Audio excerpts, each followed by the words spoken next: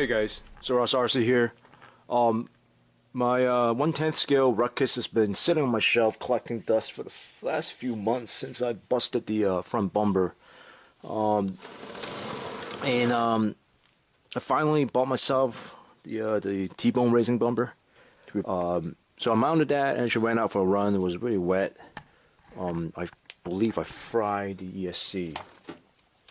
This ESC was falling apart already. There's pieces of it that fell out, plastic pieces.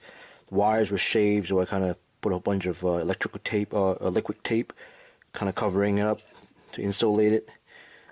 It was in bad shape. It stopped performing as well as it was before, but eventually I think I fried it, which is not a big loss. I had this HobbyWing 60 amp ESC sitting around. I think I bought it for 20 bucks on eBay. EZRUN 60A-SL. So it's perfect. It's perfect for this truck. 60 amp is more than enough. I think the stock Tazer ESC says 45 amps, so this guy's a little bit more amperage. There's a little flat piece mounting, little ESC mount. Lots of horizontal space, so it sits right on there. Put some mounting tape on the switch and the capacitor as well. So all these guys all sit on this platform, this little plate here, perfectly. I had to search a web to find a user manual for how to set it up, calibrate your transmitter for the first time.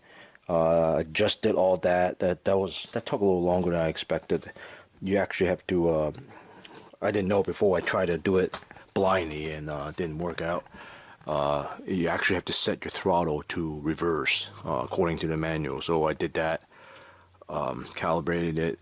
The manual also show all the settings I could set. There's quite a few settings, actually 9-10 of them.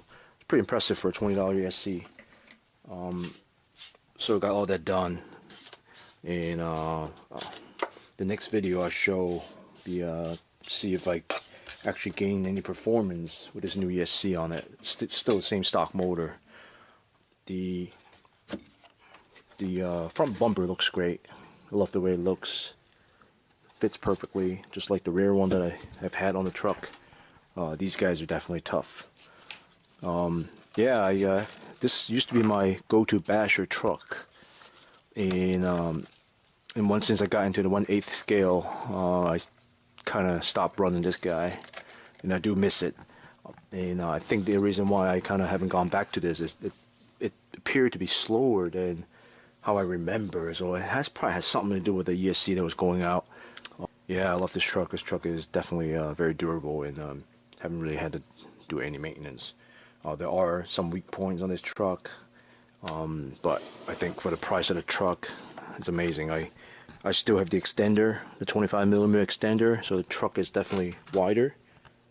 It's got a wider stance. Helps with the steering a little bit. Yeah, just want to show you a little upgrade on this truck.